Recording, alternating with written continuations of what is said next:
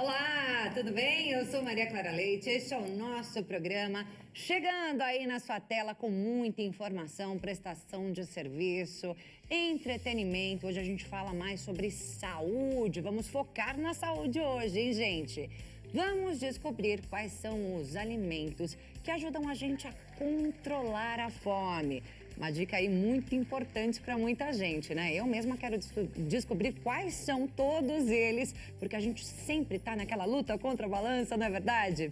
Além disso, a gente vai falar sobre os riscos e os benefícios de ser um atleta de fim de semana. Já parou para pensar nisso? Vamos entender tudo sobre esse assunto agora aqui no nosso programa, que já está no ar.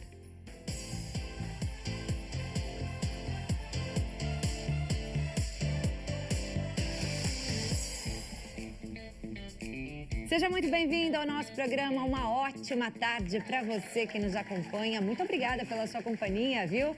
Lembrando que você pode acompanhar também o nosso programa lá no site hittv.com.br.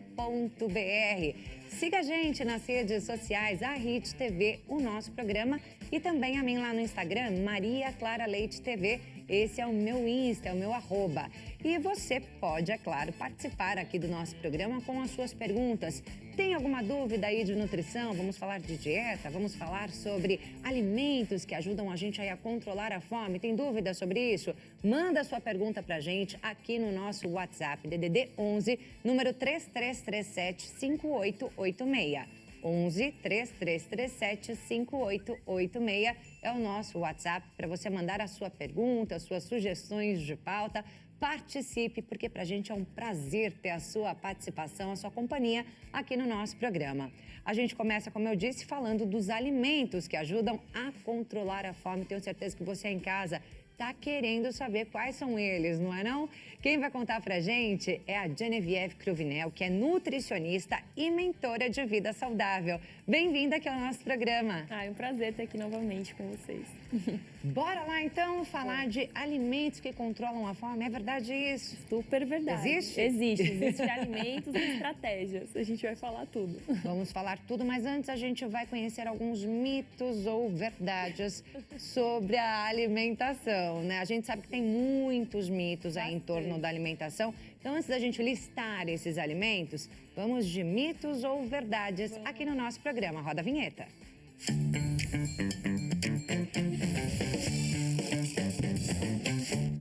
Carboidratos são sempre vilões da dieta. Mito ou verdade? Mito, totalmente mito. Se não fossem os carboidratos, a gente não tinha nem essa alegria, esse bom humor para a gente conversar aqui. É importante entender, Clara, que é a quantidade dos carboidratos, tá? O problema da mudança alimentar é que os pratos, as porções estão cada vez maiores. Então, a gente come aí uma quantidade muito maior do que a necessidade. E isso é o que faz mal à saúde, mas não o carboidrato em si.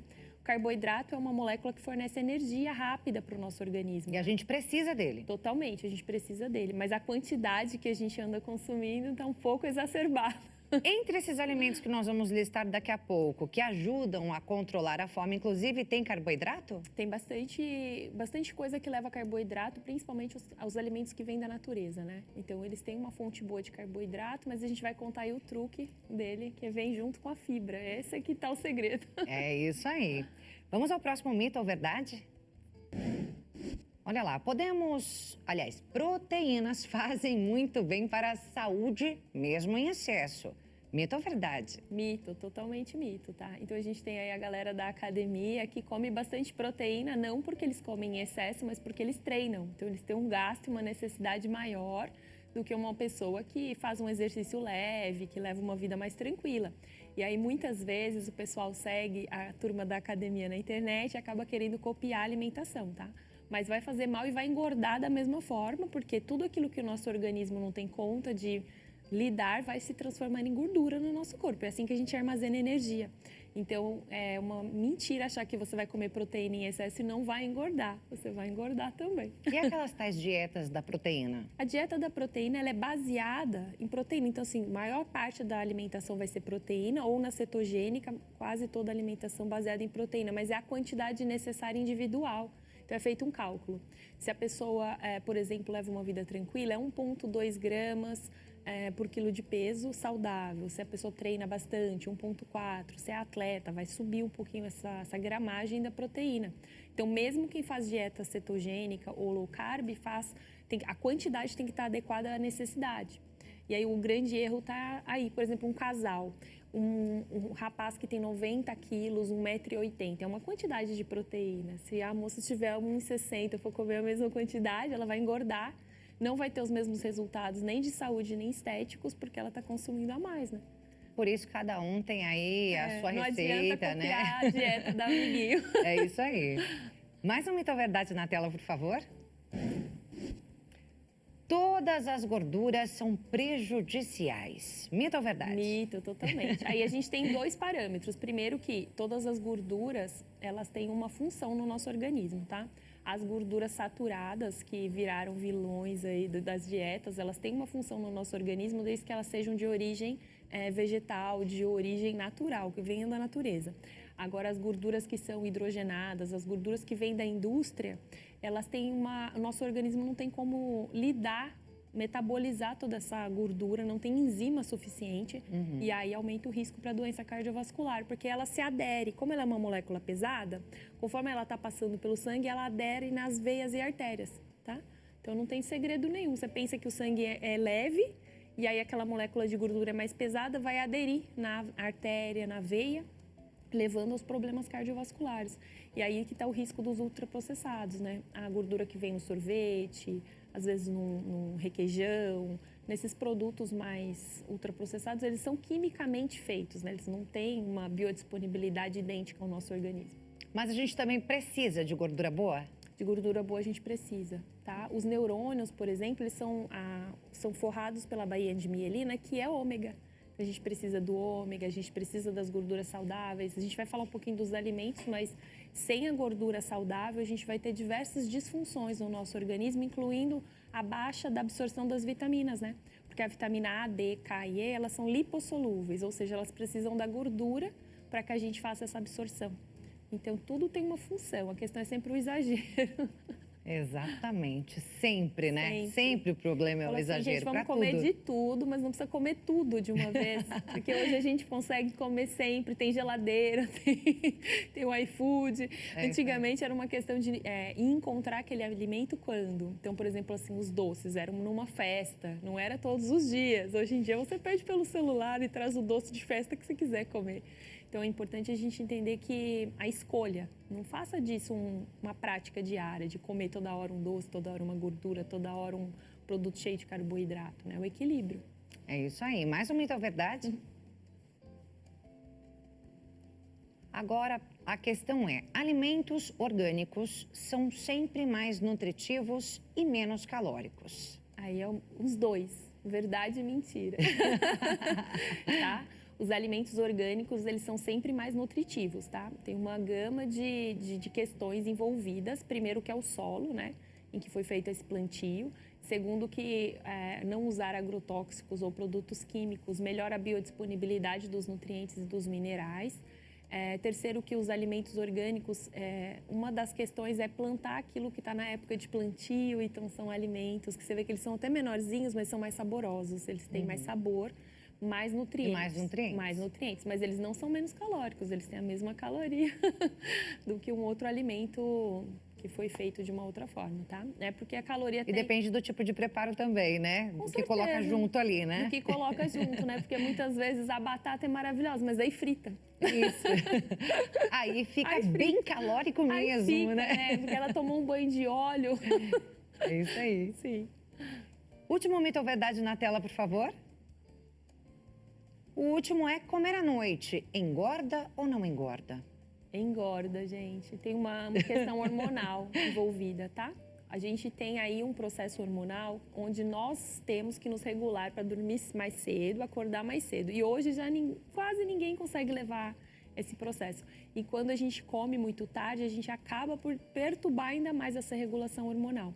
Então vai influir aí no seu pico de cortisol pela manhã, no seu pico das vitaminas, dos hormônios, da disposição. E como esse alimento veio muito tarde e você não vai ter gasto energético, o corpo pega e armazena. tá? Porque não é o momento de estar fazendo digestão, é o momento de estar fazendo regeneração celular, de antioxidar o corpo, de desinflamar, de regular neurotransmissores, né? Então, não tem como fazer as duas funções. Então, o organismo vai pegar aquele alimento, aquela gordura e vai armazenar. Só por esse motivo, não é nada contra, pessoal. É um metabolismo nosso orgânico mesmo. Então, após as 8 horas da noite, o ideal é não comer ou fazer uma alimentação muito leve, né? Escolher coisas bem leves para estar se alimentando. E é geralmente o horário em que as pessoas acabam descontando mais o emocional na comida. Então, chega muito cansado, né? Aí não tá muito assim, não vou preparar nada, acaba pedindo alguma coisa. Ou mesmo passou o dia inteiro ali sem comer, porque correu, Mas e aí chega em casa morrendo de fome. É o pior horário para se alimentar é à noite. Então a gente tem que pensar assim, vamos na lógica, né? De manhã eu como bem, mas eu tenho um gasto energético do dia todo.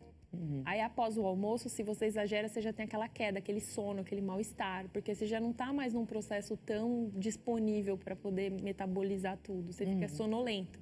Então, é ideal comer mais tranquilo. Aí, à tarde, mais leve e à noite, bem leve. Tem que fazer esse movimento, para que aí você vai ter regulação hormonal. E aí, tendo regulação hormonal, você tem o quê? Emagrecimento saudável, sem fazer esforço, sem passar fome, sem fazer grandes loucuras. Porque senão fica um processo assim, né, Clara? Engorda.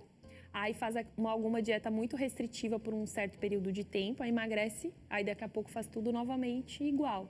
E isso desgasta o corpo a longo prazo, você perde massa muscular, perde massa óssea. Nós mulheres temos toda a questão hormonal que vai ficando pior com o tempo se você fazer esse tipo de movimento. Então engorda aí bastante. Aí tá aí um truque para quem quer emagrecer, ficar longe da comida. À noite. À noite, depois das 18, das 19? Não, depois das 20 horas. Das 20 horas. Isso. Depois das 20 horas. Não comer Até mais. 20 horas pode comer, mas também moderado. Moderado, porque você não vai gastar aquela energia, né? Eu achei engraçado você falar assim, não é pessoal. Então, Não quer é dizer, pessoal. não é com você, gente, não é pessoal. Acontece com Exatamente. todo mundo. Exatamente. A gente tem esse ritmo circadiano e ele é importante para a regulação nossa hormonal, né? E você pensa assim, que até a absorção, por exemplo, de nutrientes para os ossos é feita em cima desse metabolismo. E aí, se à noite o seu corpo está cheio de açúcar, cheio de carboidrato, cheio de comida, e ele ou ele digere ou ele faz a função hormonal. É isso aí. Agora, gente, é aquela hora que você vai pegar o papel e a caneta para anotar tudo direitinho, todos os alimentos que ajudam a controlar a fome. Genevieve Cruvinel vai falar pra gente agora quais são esses alimentos e como é que a gente deve consumir, começando pelo abacate, pode ser? Ah, pode ser. Abacate é maravilhoso, a gente só tem que tomar cuidado com a cultura nossa nacional, que é colocar açúcar no abacate, gente. Não faça isso, porque aí você tira o benefício do alimento, você está consumindo alta quantidade de carboidrato simples, vai desregular justamente os hormônios que te ajudam a emagrecer.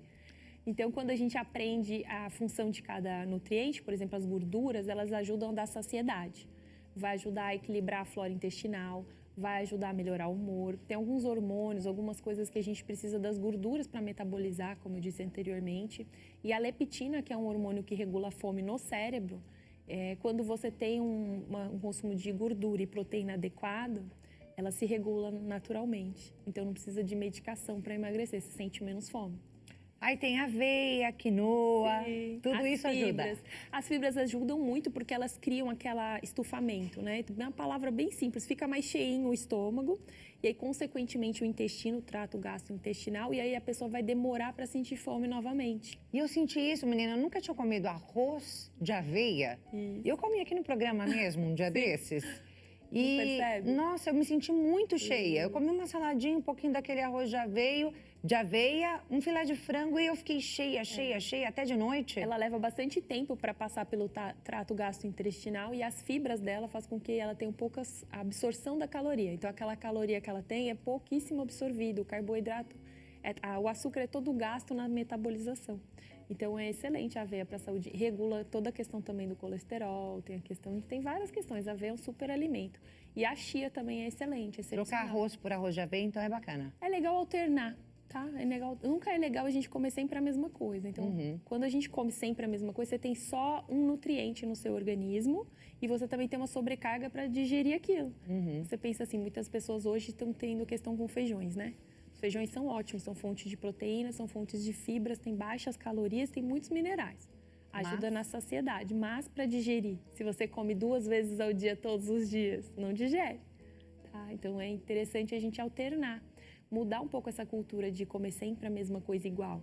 Tem que pensar que cada cor do alimento produz um efeito e cada cor de alimento tem um combo ali de nutrientes. Se você come a mesma cor, você está sempre faltando alguma coisa para a sua alimentação. Por isso que a gente fala da alimentação colorida, porque é o jeito mais fácil, né? Se a gente ficasse lá, come a beterraba para ter a vitamina tal. Fica mais difícil a alimentação. Imagina você abrir a geladeira e ficar pensando uma vitamina K, uma vitamina C. Não. É ruim. Então, o que a gente faz? Come colorido. Dentro de todas as cores, você vai ter todos os nutrientes. É sempre misturando. Então, variar o arroz. Aí, no outro dia, você pode comer, por exemplo, uma raiz, um tubérculo. Aí, no outro dia, o arroz de aveia. Aí, no outro dia, faz uma saladinha com chia. O cuscuz, a gente tem tanta opção no Brasil, né? De comida. Somos ricos, né? Bastante. Muitos lugares no mundo não tem essa condição. A maior parte da alimentação é ultraprocessada. Não tem acesso ao alimento. Até a fruta é uma fruta meio... Parece sintética, assim, né? Viralizam uns vídeos, assim, né? As frutas pareciam plástico e tal. Por conta Dá até medo de comer, né? Mas é verdade, né? Medo não sei, mas não dá nem vontade de comer, né? Você olha e fala, ué, pra nós que somos brasileiros, estamos acostumados com épocas de frutas e as frutas são cheirosas, são bonitas, a gente se desinteressa por uma comida que não tem uma cara boa. Oleaginosas. Isso. Também é um... Amo ou deixe, né? Tem que tomar cuidado também, né? Bastante. Não dá pra ficar comendo assim a torta e a direita, não, que engorda bastante, Elas têm selênio, zinco, magnésio e vários outros minerais. Então, elas ajudam a regular os hormônios e, por isso, reduz a fome. No entanto, o que acontece é que é a falta da estratégia alimentar. A pessoa vai comer isso de lanche da tarde ou à noite, assistindo um filme, e ela acaba comendo uma quantidade absurda e tem muita caloria, né? Então, ele é um complemento da alimentação. Por isso que a quantidade é tão pouquinha. A gente fala, come 3 a 5, 30 gramas, 40 gramas. Isso. Por conta dos nutrientes que são, assim, excepcionais. A castanha do Pará é a melhor que tem em nutrientes. É uma sementinha tão pequena e ela é tão rica em nutrientes. Ajuda a função cerebral, ajuda a questão hormonal. Mas a quantidade não tem como ser consumida. É uma semente rica em gordura, né? Então, não é um alimento para a gente fazer um lanche. Se for num lanchinho da tarde, você vai acabar comendo um saco de castanha, um saco de castanha. Eu já fiz essa experiência, assim, de comer e ficar aguardando um tempo, assim, eu comi, fiquei com vontade de comer mais. Mas aí eu falei assim, não, vou esperar um tempo para ver se passa um pouco minha fome. E realmente passa. Dá uma controlada, Leva de 20 a 30 minutos para o corpo entender que você se alimentou. E aí tem também a questão de as pessoas comem hoje muito rápido e não mastigam, né? Então, assim, menos de 5, 6 minutos já se alimentou e continua com fome. Aí come novamente ou toma uma sobremesa porque o corpo nem entendeu que você está num processo digestivo. Batata doce. É maravilhoso para a saúde, tem bastante fibra e bastante vitaminas também, minerais. E o carboidrato? O carboidrato da batata ele é maravilhoso para a saúde, né? E assim, você não consegue comer um monte de batata doce. É impossível, é pesado. Você pega um pouco, você come até menos que outros tubérculos. Isso que é bacana. Você come ali um pedacinho. Se você levar de lanche da tarde, por exemplo, é bacana? É bacana. Em dietas de hipertrofia, quando a pessoa está em processo de emagrecimento, que são coisas assim, muito... Tem que ser contado e pesado. Aí precisa pesar, porque aí é uma dieta muito específica para definição muscular, tá? Mas, em geral, é um alimento super saudável. É bom para as crianças também, né? Você consegue fazer na air fry com os temperinhos, fazer de lanche da tarde, fazer de lanche pôr na lancheirinha. É excelente. Ele tem o carboidrato, mas ele vem com a fibra junto. É aí que está o segredo. Porque a gente não tem pico de insulina no corpo, a gente não tem aquela questão da glicose sempre desregulada no nosso sangue, né? Protege de doenças e, ao mesmo tempo, regula a leptina, que aí você vai ter menos fome. Então, o segredo para emagrecer é comer, não é deixar de comer. Porque quanto mais você faz restrição, mais você tem compulsão alimentar. Esse próximo, para mim, é o mais fácil de levar. Que bom! É o mais fácil de levar. Vou para algum lugar, só para matar uma fominha, para eu não ficar com fome, isso daqui é o mais fácil de levar. Maçã. Maçã é maravilhoso, né? A maçã, ela tem bastante questões e ela tem toda essa questão da fibra. Então, ela faz o mesmo papel da aveia. Ela dá aquela estufadinha, sensação de saciedade. Algumas pessoas que estão com alguns probleminhas relacionados a sistemas fúngicos e tudo, vão sentir que quando come maçã, sente mais fome. E aí é importante procurar atendimento, porque não é a maçã, você deve estar com alguma questão fúngica no organismo para estar sentindo fome quando come a maçã, porque é um sintoma. Mas é maravilhoso para a saúde. Chegaram algumas perguntas, Vamos lá. Genevieve. Vamos colocar na tela, então, pergunta de WhatsApp que chegou aqui pra gente. A Juliana pergunta: olá, gostaria de saber por que eu não estou perdendo peso na balança, mas estou vendo diferença no meu corpo, principalmente na região da barriga. Obrigada, Juliana. Bom, Juliana, teria que calcular para ver se você está comendo a quantidade certa. Mas, em geral, isso acontece quando a pessoa começa a comer saudável e fazer um treino ou algum exercício físico. Por quê, tá? Porque 1 quilo de massa muscular, se você pensar assim, vamos supor numa carne. Você vê que 1 quilo de carne é um negócio pequenininho, né? 1 quilo de gordura é mais ou menos 3 vezes mais. Então, ocupa mais espaço. Então, geralmente, as pessoas não estão perdendo peso, mas estão perdendo gordura. Então, o contorno corporal fica mais bonito. Por isso que não dá para se basear no emagrecimento pelo peso na balança, tá? É importante fazer a bioimpedância ou a questão do adipômetro numa avaliação corporal mais específica. Atletas usam o adipômetro, que é mais específico do que a bioimpedância. Porque aí você percebe o quê? Que você está perdendo gordura, ganhando massa muscular. Isso quer dizer que você está ganhando saúde. Né? E aí é específico, se a pessoa quiser definir, perder um pouquinho de peso, aí tem que mudar a estratégia alimentar para ter esse déficit, para conseguir perder, chegar num peso mais sequinho, assim, né? Que as mulheres gostam. É isso aí. Juliana, então, fez a pergunta. Muito obrigada pela sua participação. Tem mais participação do WhatsApp? Vanessa pergunta: boa tarde. Eu estou numa luta tremenda para perder peso. Tenho 35 anos e recentemente descobri que tenho hipotireoidismo. Acho difícil falar essa palavra. Hipotireoidismo. Faço academia de 5 a 6 vezes por semana. Diminuí a quantidade das refeições e não vejo nenhum resultado na balança. Pode me ajudar com alguma dica?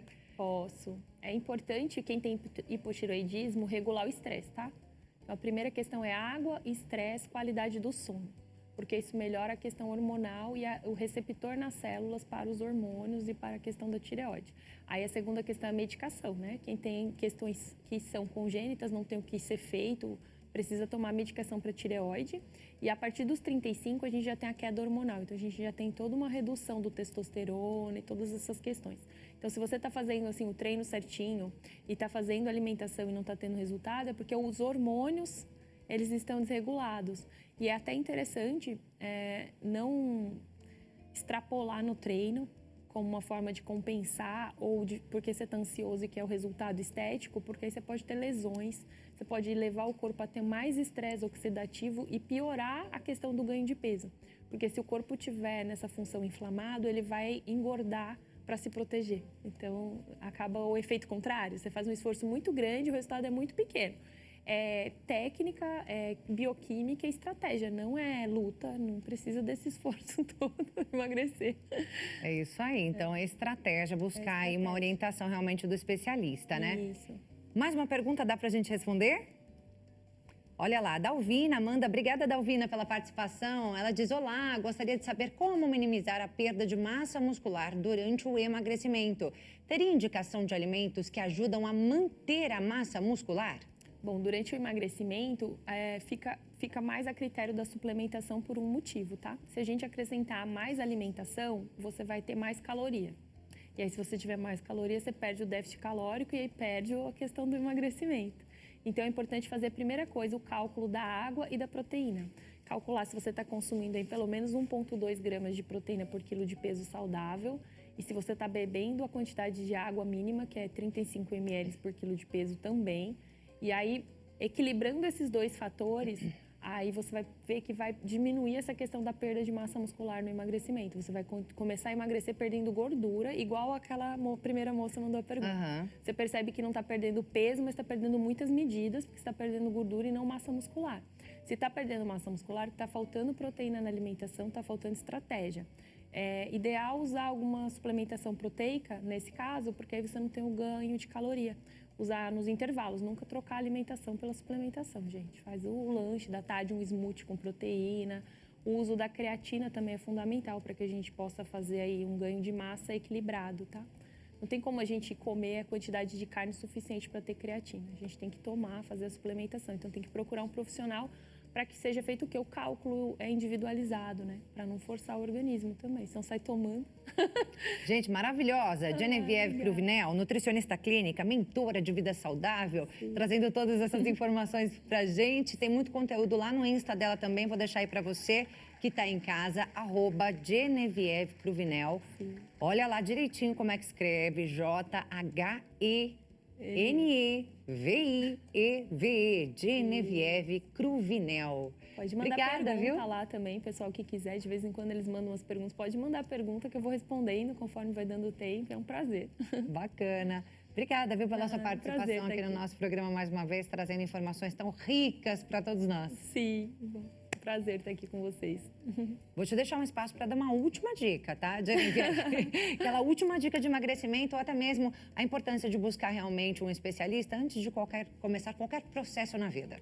É importante o olhar para você que está aí em casa assistindo, assim, como que você está fazendo o seu autocuidado, né? Porque o emagrecimento, ele é o resultado de uma prática de saúde. Então, como está indo a sua alimentação, como está indo o seu autocuidado, a gestão do seu estresse, o seu sono, as suas relações. A saúde, ela tem todos esses pilares. Então, vamos cuidar de você e olhar um pouquinho aí para sua rotina e ajustar aquilo que precisa ser ajustado, procurar um profissional para te ajudar nessa jornada. E qualquer coisa, me siga lá nas redes, me mande uma mensagem e a gente conversa. Obrigada novamente, até a próxima. Bem, agora a gente vai a um breve intervalo e já a gente volta com muito mais aqui no nosso programa. Continue com a gente.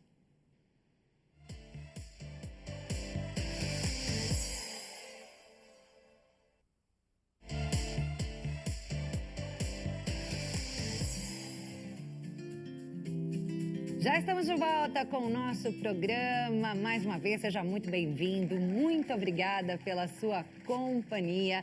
A gente já falou aqui sobre alimentação saudável, sobre dieta, emagrecimento, aqueles alimentos que ajudam a controlar a fome. E a gente segue agora falando de saúde, só que vamos falar das atividades físicas, da importância do esporte na nossa vida, né? Só que a gente vai falar especificamente daqueles atletas de fim de semana. Ou seja, aquelas pessoas que pesam no treino só no fim de semana, no sábado e domingo. Será que isso traz apenas benefícios à nossa saúde? Tem alguma pergunta sobre esse assunto? Manda sua pergunta pra gente aqui no nosso WhatsApp, DDD 11, número 3337-5886. 3337-5886 é o número para você fazer a sua pergunta aqui para o nosso entrevistado do momento. Quem está aqui com a gente agora é o Dr. Vanderama, que é médico ortopedista, especialista em medicina do esporte. Muito bem-vindo ao nosso programa, prazer te conhecer. Prazer, um prazer poder dar informação para as pessoas, né? É tão legal a gente poder conversar sobre saúde e falar sobre essa história dos atletas de final de semana, né? É isso, e a gente fica muito grato, viu, doutor, de ter tanto conhecimento de tantos especialistas que vêm aqui ao nosso programa, compartilhado, né, com o nosso público e comigo também. Eu aprendo demais todos os dias aqui, a gente aprende junto, não é isso? É isso aí. Doutor, olha só, um estudo que foi feito por pesquisadores do Hospital Geral de Massachusetts, nos Estados Unidos, que foi divulgado na semana passada, publicado em uma revista americana, mostra que os atletas de fim de semana têm menor risco de desenvolver 264 doenças na comparação com aquelas pessoas que são sedentárias.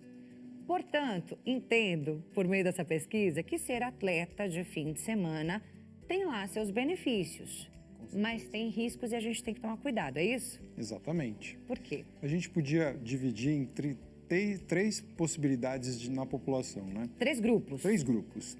Temos, por exemplo, os sedentários, os atletas de final de semana e aqueles que realmente têm uma rotina de atividade física, Tá. né? Movimento é vida. Mesmo tendo uma atividade só no final de semana, ainda é bem melhor do que ser sedentário. Sedentário é aquela pessoa que realmente não tem nenhuma atividade física. E a gente tem, no Brasil, 50% da população sedentária. Dentro desse grupo. Isso. E aí, dentro dos outros 50%, a gente tem 30% mais ou menos os atletas de final de semana e 20% é aqueles que realmente fazem atividade física praticamente quase com uma frequência boa e regular. Quanto que seria esse tempo, né? Quanto que organizaria isso? Então, eles falam em Organização Mundial de Saúde, né, que a gente tem que praticar 150 minutos por semana. Putz, o que é isso? Numa semana, em 5 dias, se você conseguir fazer 30 minutos em 5 dias, você já se torna uma pessoa que tem uma rotina de atividade física. Então, quer dizer, meia horinha por dia ao longo da semana, de segunda a sexta, descansa sábado e domingo. Exatamente. Então, ou se de repente tem atividade no final de semana, se a pessoa consegue se preparar para aquela atividade, ela com certeza vai estar melhor do que se ela só praticar no final de semana. Então, tem toda essa história, né? A gente tem que pensar que o nosso corpo tem que estar preparado para o esporte.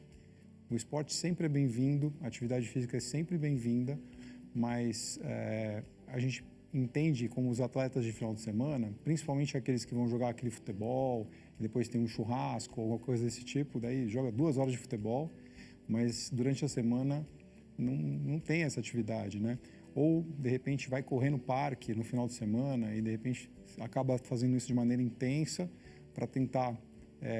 recuperar o tempo perdido da semana toda que não fez nada. Que não fez nenhuma atividade e, de repente, faz tudo de uma vez.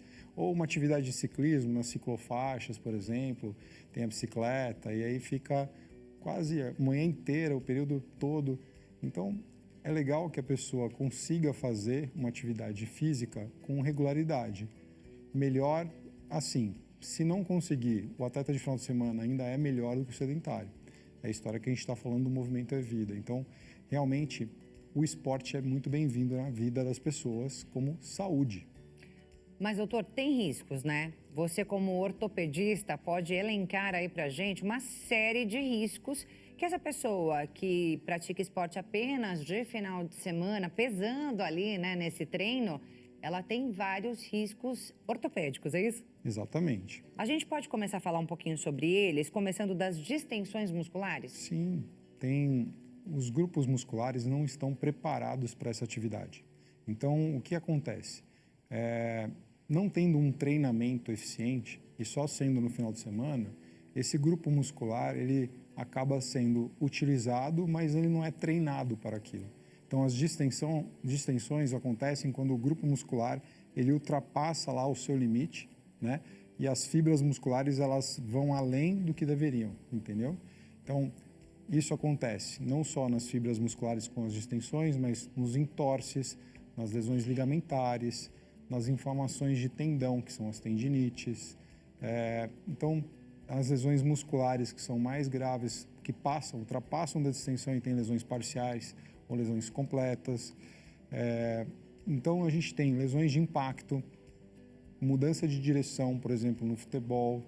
Então, aquele grupo articular e muscular, ele não está preparado para aquele nível de atividade e, às vezes, aquele nível de atividade é muito intenso porque não tem um treinamento. Então, vale a pena começar progressivamente para que isso não aconteça, né?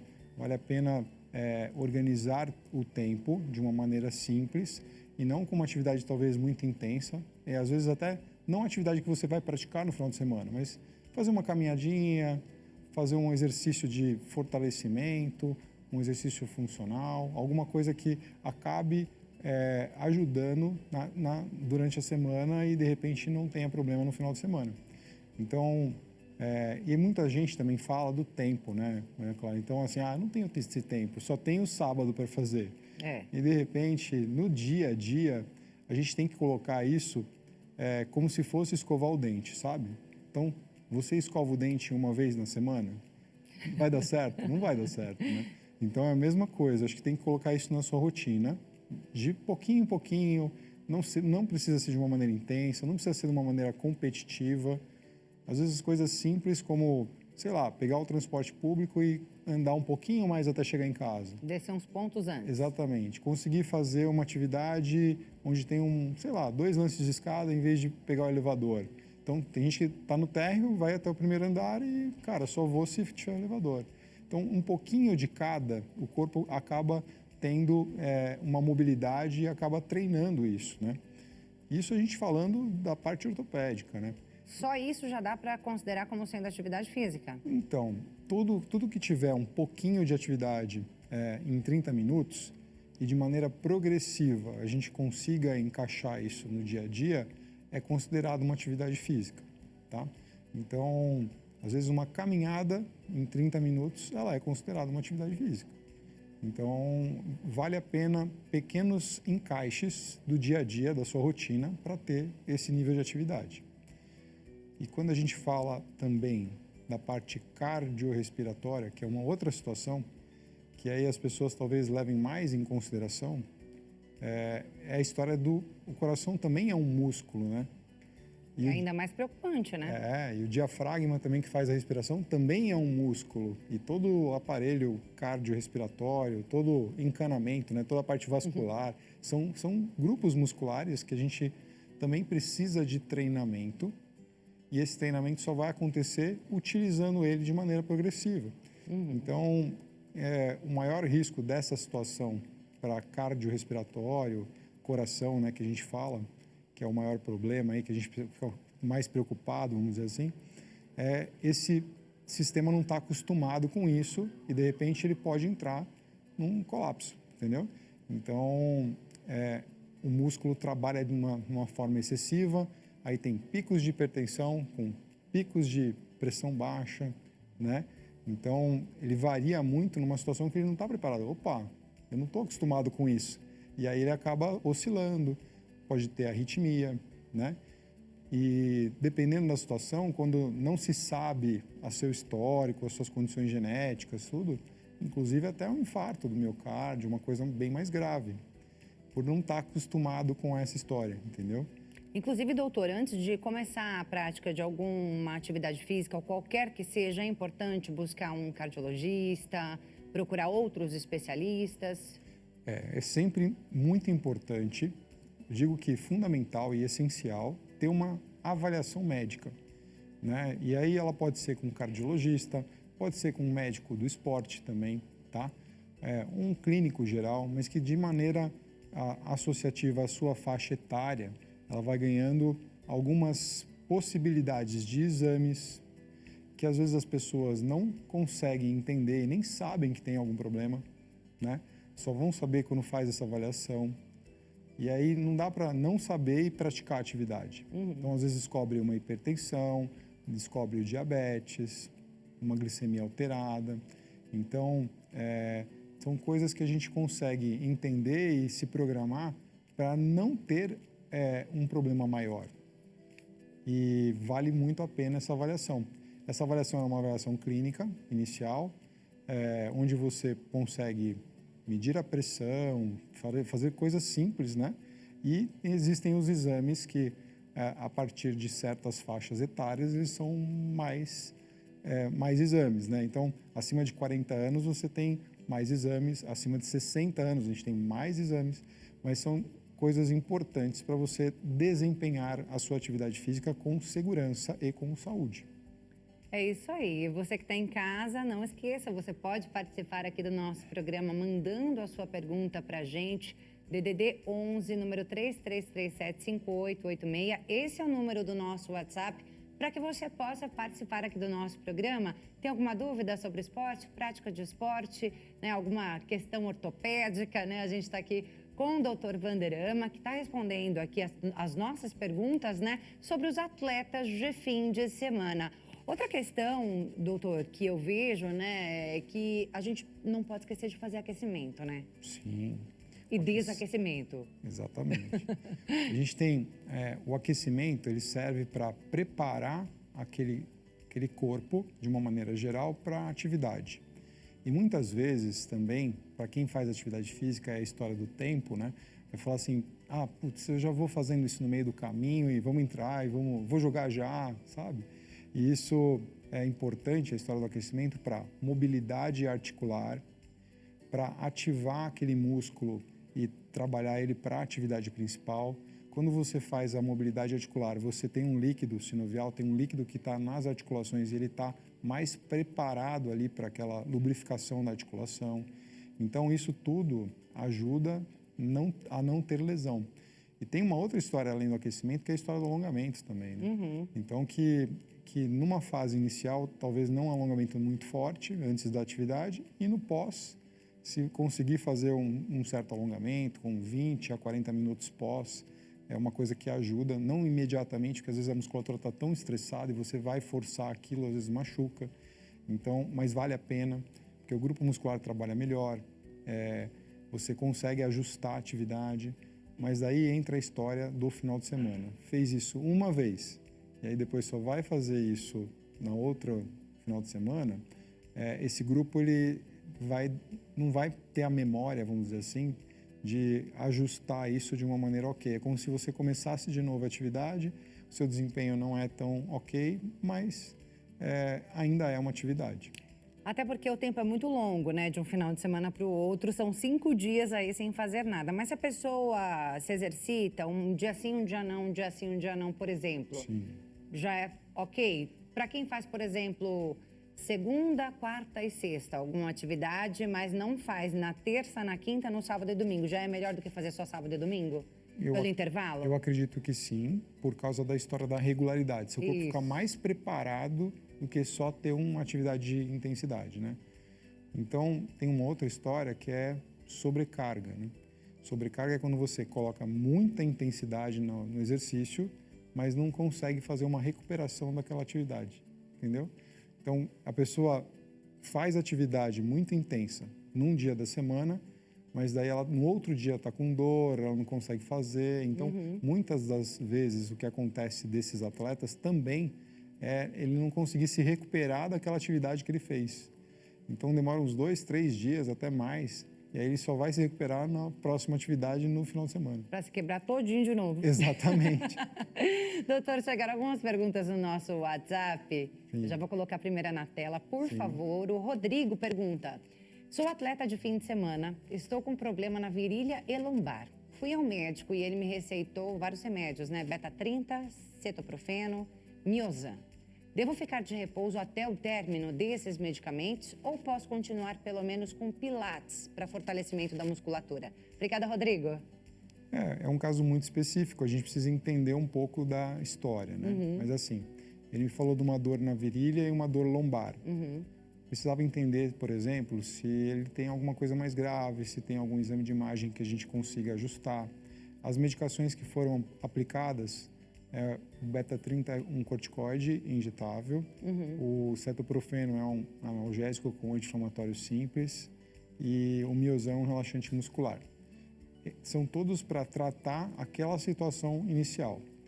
Se conseguir manter uma atividade de pilates mais leve, é melhor do que não fazer nenhuma atividade e ficar em repouso.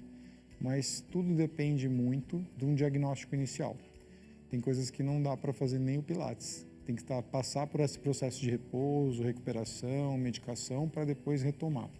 Mas assim que possível retornar à atividade, o quanto antes e com segurança, é a melhor maneira de tratar. Que vai dizer o médico. Exatamente. Que está atendendo, né? No caso, que está cuidando desse caso. Exatamente. É isso aí. Obrigada, Rodrigo, novamente pela sua participação. Mais uma pergunta de WhatsApp na tela, por favor. A Maria pergunta: olá, estou com tendinite no quadril. Gostaria de saber se posso continuar a prática de aeróbica. Obrigada, viu, Maria?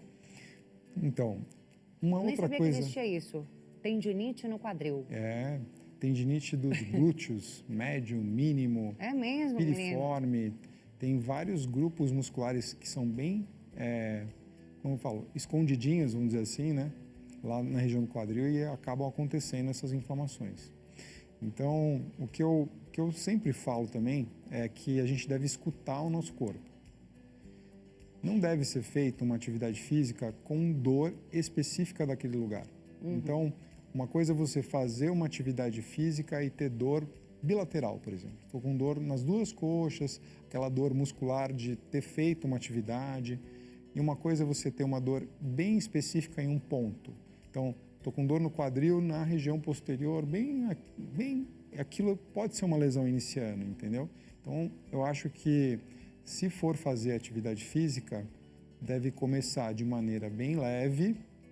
E se por acaso aquilo estiver muito complicado para fazer, aí a gente tem que diminuir a intensidade dessa história, diminuir carga ou talvez não fazer aquela atividade inicialmente, né?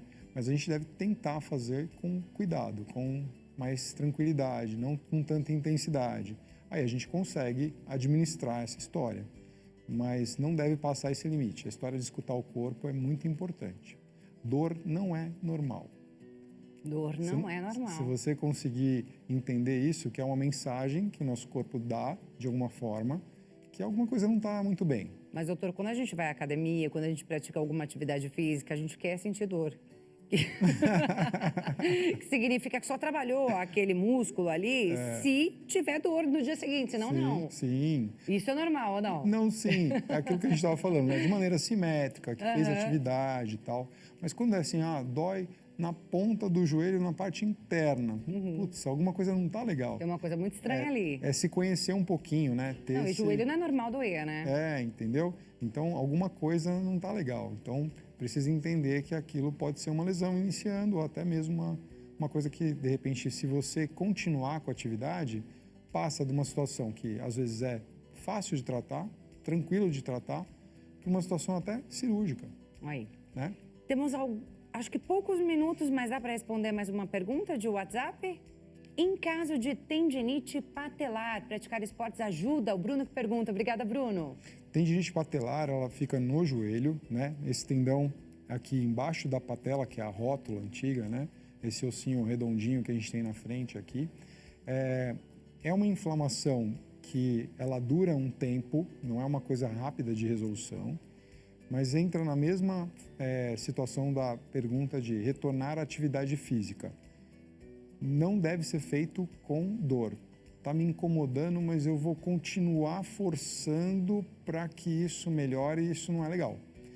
Então, o nível de atividade ele deve ser retomado o quanto antes com segurança, mas ele não pode estar atrapalhando a função da atividade. Então, tem gente que tem uma situação dessa e de repente vai correr no parque, corre todo torto, machuca outras estruturas, porque está com uma dor, uma tendinite patelar que teoricamente não é uma coisa difícil de tratar, às vezes demora um pouquinho, não é uma coisa grave, vamos dizer assim, não é uma coisa cirúrgica, e aí uma situação que de repente consegue administrar melhor a sua intensidade na atividade, ou correr mais leve, ou um corre e anda, entendeu?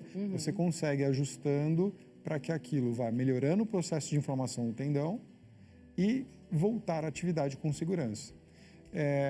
Eu nunca sou da situação, é lógico que existem casos e casos, mas de que o esporte deve ser deixado de lado. Então, ou mudar a atividade física do que a pessoa está acostumada a fazer. Então, tem pessoas... Tem que buscar algo um pouco mais leve quando tem alguma situação de lesão, algum problema. Isso, ajustar essa maneira e assim, mesmo respeitando o esporte que a pessoa faz.